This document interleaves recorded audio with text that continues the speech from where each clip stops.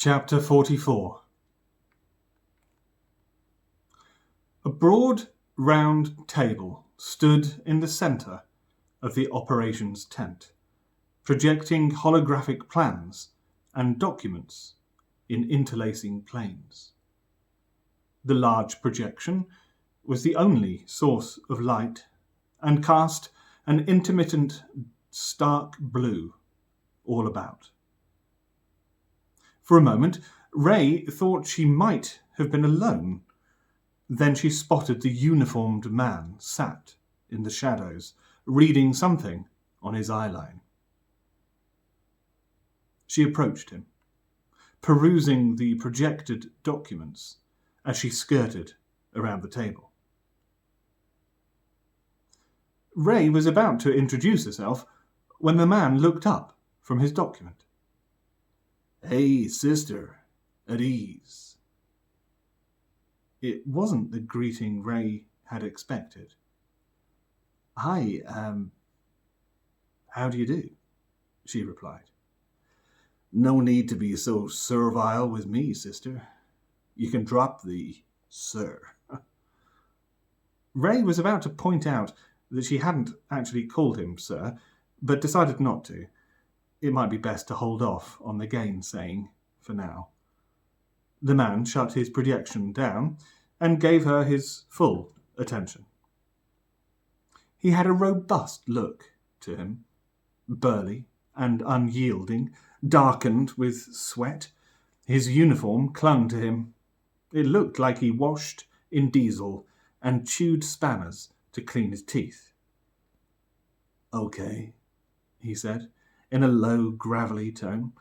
"The armed personnel working alongside me here aren't sure what the deal is with you. There's a serious question over whether you're some kind of plant. The enemy rarely flies so low in these parts. Certainly not solo. And my colleagues are wondering whether it was some kind of decoy. You understand?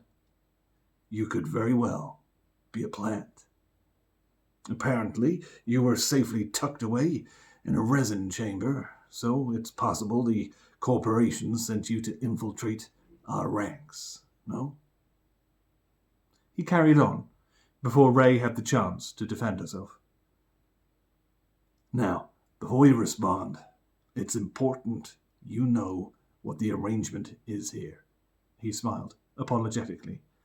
"I hope you don't think I'm being too intrusive. But how do you identify?" "Identify? Oh, well, my name is..." No. I mean, are you lesbian, pansexual, trans, GNC, gender fluid? "Just your average woman, last time I checked. I used to work as a..." "Okay, you're a gender binary cis woman." "Guess so." "Let me make this crystal clear, then. I coordinate an evenly balanced crew here, and we take our responsibilities seriously.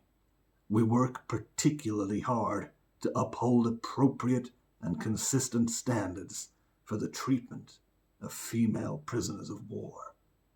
You see, it's my duty to eliminate discrimination and harassment and to promote equality across social categorizations such as race, class, and gender." "Yes."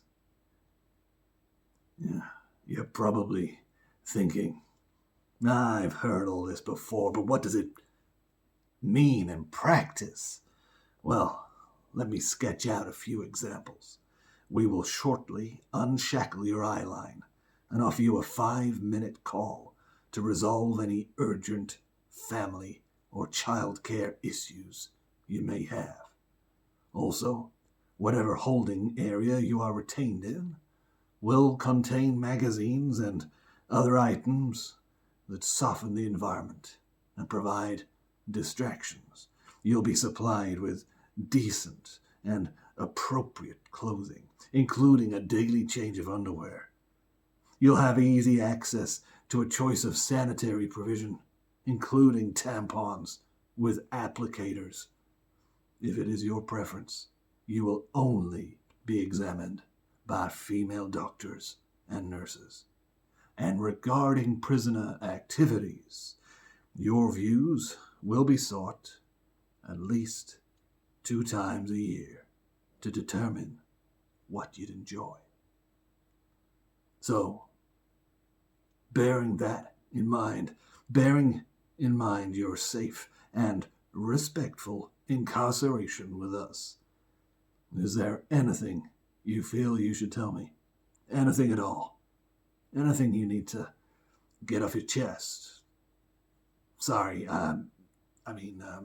well, you know what I mean.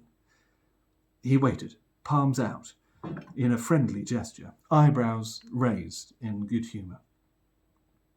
Ray didn't know what to say. Okay. He parked his suggestion to the side with one hand.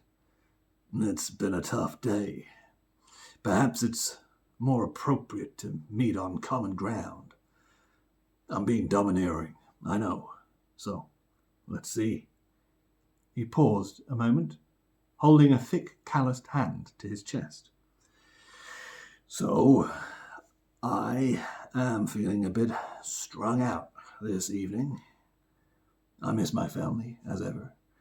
And frankly, I'm not sure all my colleagues appreciate me. Though that's probably just an old hang-up of mine and says more about my own issues than it does about their genuine feelings. He stopped and made deliberate eye contact with her. Yeah? Okay. So, how are you feeling, What's going on with you? Ray was feeling perplexed. She had an unnerving suspicion this guy might snap out of his super amiable mood and start shouting at her at any moment. It could all be some kind of sarcastic preamble meant to add contrast to an imminent outburst. She plumped for something vague, hoping it wouldn't give him too much ammunition. Oh, I'm okay. I've had better days. I've had worse. Just ticking over nicely, I guess. He stayed silent, sustaining a friendly air of acceptance, waiting for her to continue. Well, she struggled on. I'm sorry to hear you don't get to see your family. Must be tough for you guys. And girls, he interrupted. And girls, yes. Difficult for everyone, I imagine. We're coping, thanks. But what I'm interested in is how you're coping, How are you? It was getting very uncomfortable. Ray decided to just call this one and to hell with the consequences. It was too intense. Look, mate, I don't know what you want from me. I really don't. I've got no way of proving it, but I'm not a spy or plant or anything. Honest, I'm not. I'm just not. Sling me in jail, whatever. Torture me if you must. It won't make the least bit of difference. I know fuck all about anything.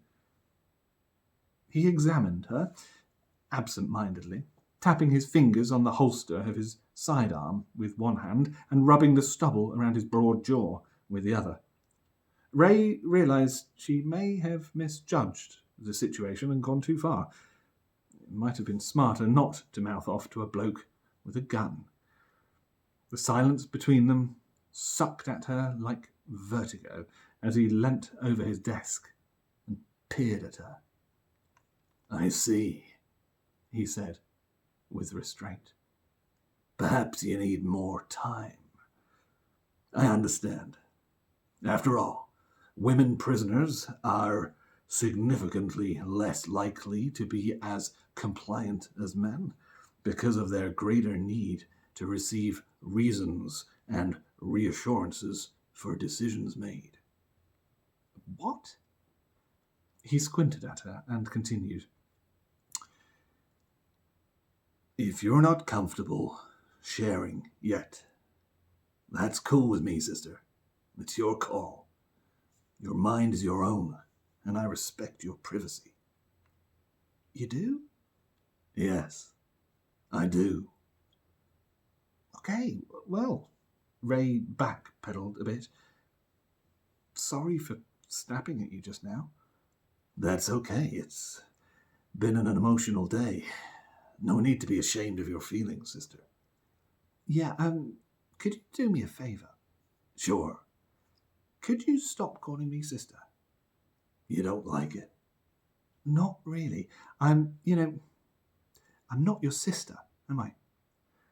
Well, not in the literal, familial sense of the word, no. You could call me Ray instead. Oh? Her request intrigued him. As that's my name.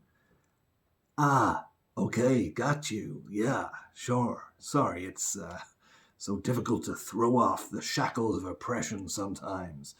Idiot. Jesus. There I was, assuming that particular term conveyed a sense of comradeship, a sense of unity, of fellowship, when actually I was just reducing you to a featureless stereotype, dismissing the independent, proud woman you are. Something like that. I'm sorry, Ray. Really, I am. I meant no offense. It's okay. No biggie. So, you're not going to torture me then? Torture you, Ray? No, Ray. Preposterous idea. Dreadful thing to do to someone, Ray. Unless what? Well, Ray, unless we end up torturing a man and you feel left out, alienated. I don't want you to feel like we're treating you differently, Ray. You know what? Don't worry. I'll get over it. Right you are then, Ray. Sorry, but are you going to keep using my name that often? It's a bit weird.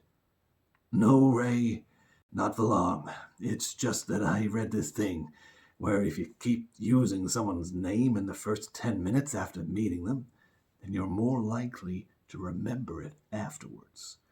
Thought I'd give it a crack, Ray. Oh, right. So, what do they call you then? Well, officially, I'm Major Buckenhart. But military titles carry so much patriarchal baggage, don't you think?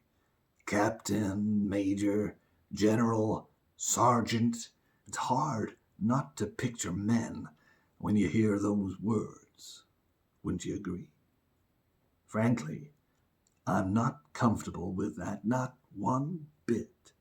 So I've persuaded my co-workers up here to refer to me as Coordinator Buckenhart. It's gender neutral, you see. Oh, right. Good idea. Sounds nice. Thanks. It was the least I could do. Now, as I was saying, it's difficult for me to ascertain your allegiances at this time. For all I know, you're lying to me, and you work for the corporations. No, I was a kind of witness to some murders. Next thing I knew, I was exiled here. Probably my bloody boss trying to save his arse. Oh, Ray.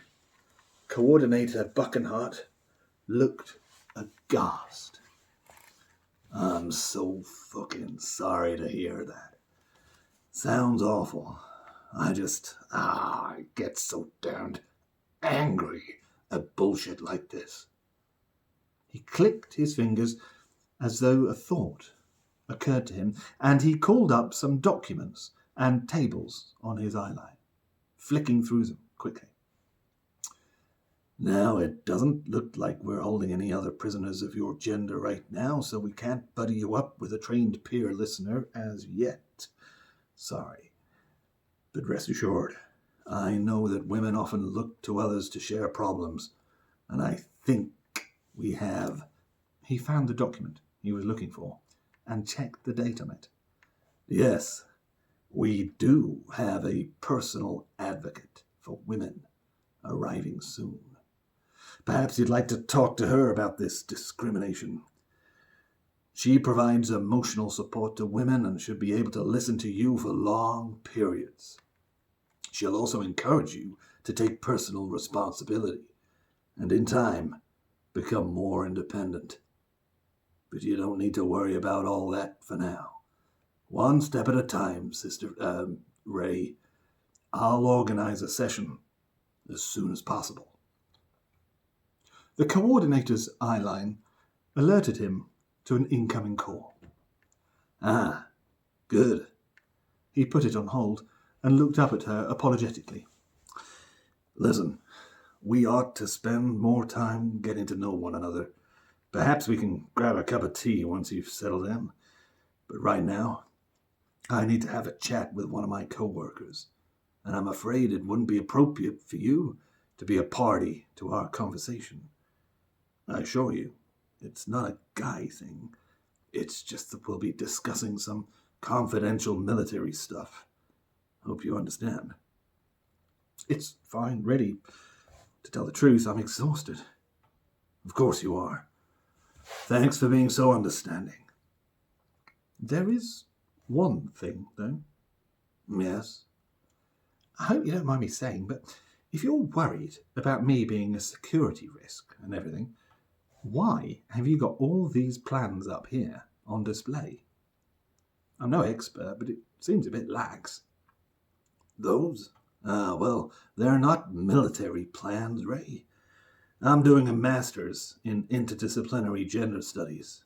And those are the plans for my thesis. Well, as far as it goes, anyway. Total mess. Supposed to be an analysis of gender power structures within anti-corporate militias and the effect they have on strategy. It's doing my mind in. I have no time for it. Deadline's looming and my tutor is being absolutely useless. Total mess. Maybe you can have a look at it sometime. Give me some advice. He nodded at his eyeline. But I'm afraid I need to speak with my coworker now, so